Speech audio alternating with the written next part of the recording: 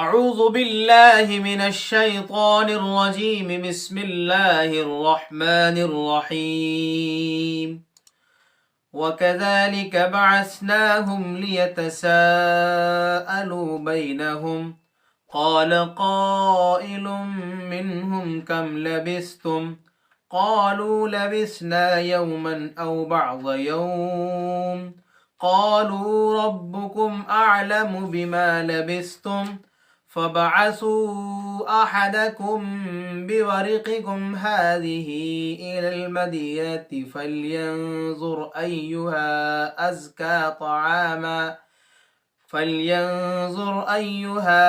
أَزْكَىٰ طَعَامًا فَلْيَأْتِكُم بِرِزْقٍ مِّنْهُ وَلْيَتَلَطَّفْ وَلَا يُشْعِرَنَّ بِكُمْ أَحَدًا إِنَّهُمْ إِن يَظْهَرُوا عَلَيْكُمْ يَرْجُمُوكُمْ أَوْ يُعِيدُوكُمْ فِي مِلَّتِهِمْ وَلَن تُفْلِحُوا إِذًا أَبَدًا صدق اللہ العظیم۔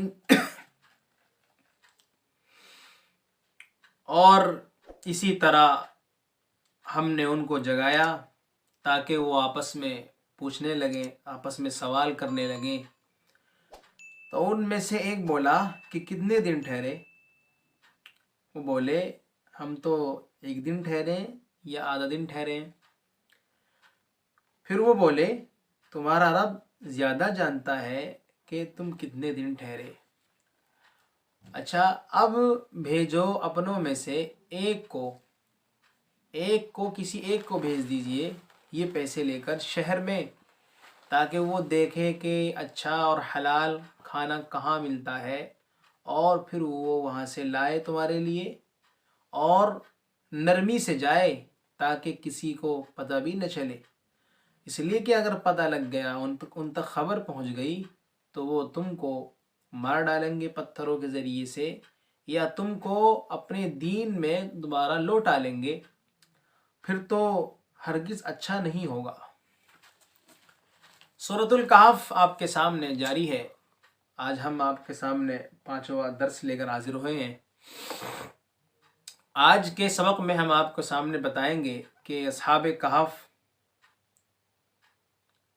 غار میں کب داخل ہوئے، وہاں سے کب نکلے، اور نکلتے ہی انہوں نے کس چیز کا مطالبہ کیا، اور انہیں کس چیز کا ڈر لگ رہا تھا، وہ آج آپ کے سامنے ہم بیان کریں گے۔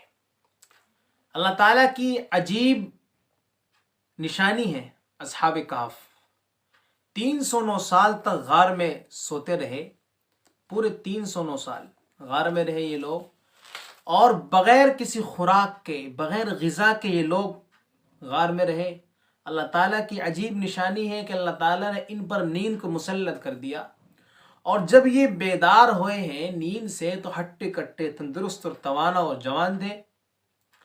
تو جب یہ بیدار، ان کو اللہ تعالیٰ نے سلایا تھا، ان کو بیدار بھی اللہ تعالیٰ نے کیا ہے۔ اب جب ان کو بیدار کیا تو یہ آپس میں پوچھ گچھ کرنے لگے، سوال کرنے لگے، آپس میں خوب تکرار ہونے لگی ان میں کہ بھئی تم کتنے دن ٹھہرے غار کے اندر، سوال کر رہے تھے آپس میں۔ ایک صاحب بولے ان میں سے، ارے یار ایک دن ٹھہرے ہیں یا آدھا دن ٹھہرے ہیں، کیونکہ اصحاب کہف غار کے اندر صبح کو داخل ہوئے تھے، صبح کے وقت میں، اور جب ان کو بیدار کیا گیا نیند سے تو یہ اس وقت شام کا وقت تھا۔ تو ان کے خیال میں یہ بات تھی کہ ہم صبح داخل ہوئے تھے، اب بیدار ہو رہے ہیں تو ظاہر سی بات ہے ایک دن ہوگا۔ بہت سے لوگ کہتے تھے نہیں آدھا دن ہے، لیکن انہوں میں سے کچھ لوگ جو عقل مند تھے انہوں نے کہا نہیں بھائی یہ فالتو بکواس چھوڑیے، اس کا معاملہ اللہ کے سپرد کیجیے، اللہ زیادہ جانتا ہے کہ کتنے دن ٹھہرے۔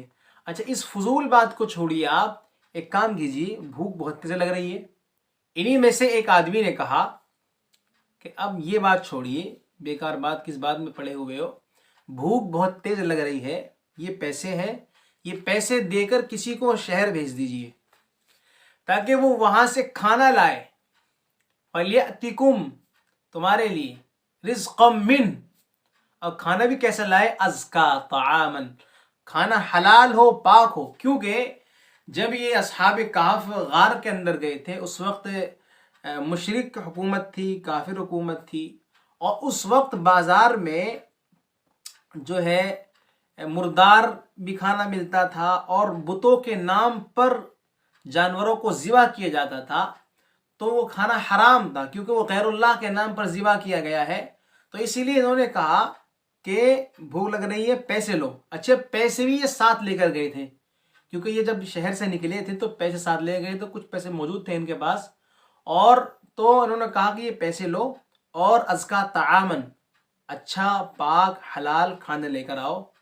کیوں؟ اس لیے کہ انہیں پتا تھا کہ بھئی شاید حکومت وہی ہے اب بھی، کیونکہ دن تو وہی ہے. بہت سے لوگوں کا خیال یہ تھا اصحاب کہف میں سے. تو انہوں نے کہا کہ کھانا لانا ہے پاک جو اچھا ہو. کیوں؟ اس لیے کہ اس وقت مشرک حکومت تھی اور ان کے خیال میں یہ تھا کہ اب بھی مردار گوشت ملے گا، کیونکہ جو غیر اللہ کے نام پر ذبح کیا جائے وہ تو مردار ہی ہوتا ہے. اور پھر کہا کہ وَلْيَتَلَطَّفْ، اور آہستہ جانا، نرمی کے ساتھ جانا. کیوں؟ وَلَا يُشْعِرَنَّ بِكُمْ أَحَدًا، کسی کو بھنک بھی نہ پڑے، ایسے جانا. ڈر تھا انہیں، ڈر تھا واقعی. کیوں؟ بادشاہ نے چیلنج کرا تھا نا انہیں کہ یا تو اپنے دین میں دوبارہ آ جاؤ ورنہ تمہیں مار دیا جائے گا. إِنَّهُمْ إِن يَظْهَرُوا عَلَيْكُمْ يَرْجُمُوكُمْ أَوْ يُعِيدُوكُمْ، اس لیے کہ اگر پتہ لگ گیا بادشاہ کو، اس لیے کہ انہیں پتہ نہیں تھا کہ بادشاہ نیا آ گیا ہے، کیونکہ انہیں کے ذہن میں یہ بات تھی کہ ہم تو صبح سوئے تھے شام میں اٹھ گئے. اور حالانکہ 309 سال یہ گہری نیند میں رہے، اور 309 سال 3 صدیاں گزر گئیں. 3 صدیاں گزرنے کے بعد یہ جاگ رہے ہیں، بیدار ہو رہے ہیں. تو ابھی ان کا ذہن وہی ہے کہ ہم تو صبح داخل ہوئے تھے، شام میں اٹھ رہے ہیں، بادشاہ وہی ہوگا، حکومت بھی وہی ہوگی، لوگ وہی ہوں گے. حالانکہ زمانہ بدل چکا تھا. جب یہ لوگ غار میں گئے تھے اس وقت شہر کا نام تھا افسوس، اور اس وقت حکومت مشرکہ تھی، مشرک حکومت تھی. لیکن جب یہ بیدار ہو کر آ رہے ہیں اس وقت شہر کا نام تھا ترسوس، اور اب مسیح علیہ السلام کا پیروکار تھا جو حاکم تھا اور مسلمان تھا اس وقت کے اعتبار سے. تو اگر پتہ لگ گیا بادشاہ کو تو کیا کرے گا؟ یرجموکم، پتھروں سے مار ڈالے گا، سنسار کر دے گا. گویا کہ ان کے زمانے میں، اصحاب کہف کے زمانے میں، جو آدمی یا اس شریعت میں جو آدمی دین سے پھر جاتا تھا اس کی سزا یہ تھی کہ اس کو پتھروں سے سنسار کیا جاتا تھا، مارا جاتا تھا پتھروں سے، تاکہ سب لوگ دیکھیں اور سب لوگوں کا ان پر جو دین سے پھر چکے ہیں غضب نازل ہو، سب لوگوں ان پر لعنت کرے، ملامت کرے، اور کوئی آدمی ہمت نہ کر سکے اپنے دین کو بدلنے کی. اسی لیے اسلام کے اندر یہ اصول موجود ہے اور یہ ایک طرح سے یہ نظام موجود ہے کہ جو شادی شدہ حضرات زنا کرتے ہیں ان کو سنسار کیا جائے. کیوں؟ اس لیے کہ انہوں نے حیا کے اور شرم کے پردوں کو تار تار کر دیا، چاک کر دیا ہے، اور اسی لیے ان کو پورے معاشرے کے سامنے سزا دی جائے تاکہ سب لوگ دیکھیں اور سب لوگوں کا ان پر غیظ و غضب نازل ہو، اور کسی ایک انسان کو ان کے علاوہ یہ کام کرنے کی ضرورت اور ہمت نہ ہو. اسی لیے شریعت میں یہ اصول موجود ہے.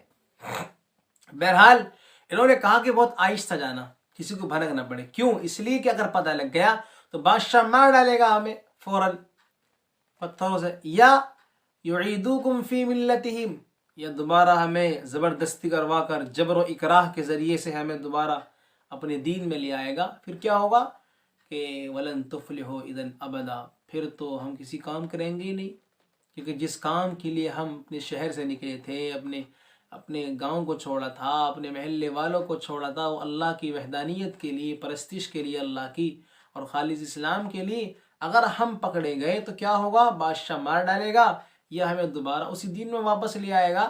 پھر کیا ہوگا؟ پھر تو ہم کہیں کے نہیں رہیں گے، ہم کامیاب نہیں رہیں گے. کیونکہ مومن جو ہوتا ہے، مومن اس کا ایمان سر چڑھ کر بولتا ہے مومن کا، اور مومن کسی کے سامنے جھکتا نہیں ہے، وہ خالص اللہ کے سامنے جھکتا ہے.